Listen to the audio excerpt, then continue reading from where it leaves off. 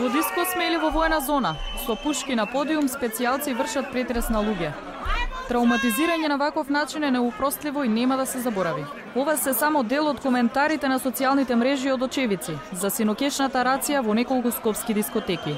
Според нив полицајци со автоматски пушки барале да се изгаси музиката за да се изврши контрола на возраста на присутните. Но начинот на кој проверката е извршена велат дека била недозволива. Сопственикот на дискотеката бил приведен, а денес се огласи и на Facebook.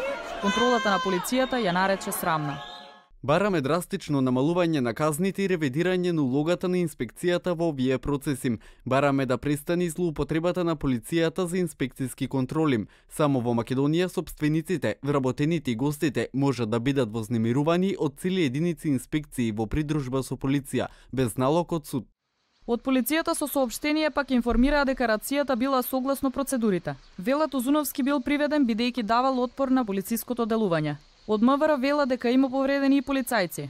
Тврда дека во акцијата било најдено огнено оружје кај еден од посетителите, но без да прецизираат во која дискотека, како и прашок кој не е идентификуван. Биле приведени и малолетници, а дел од обезбедувањето немало лиценци.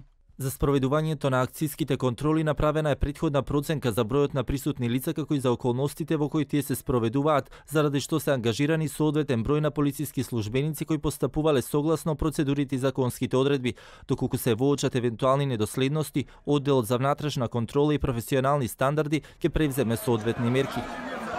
Од Хелсиншкиот комитет за човекови права ги повикуваат присутните кои сведочат за настанот да се обратат до комитетот со изјава, пошто тие ќе се обратат до секторот за внатрешна контрола на МВР. Хелсиншкиот комитет ке бара одговори за потребата да се демонстрира сила со огнено оружје во дискотеки полни со луѓе.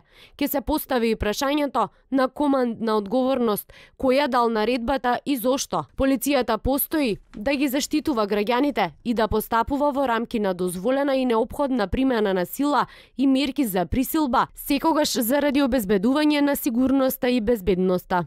Осуда за случувањата стигна и од дел од учесниците на шарената револуција.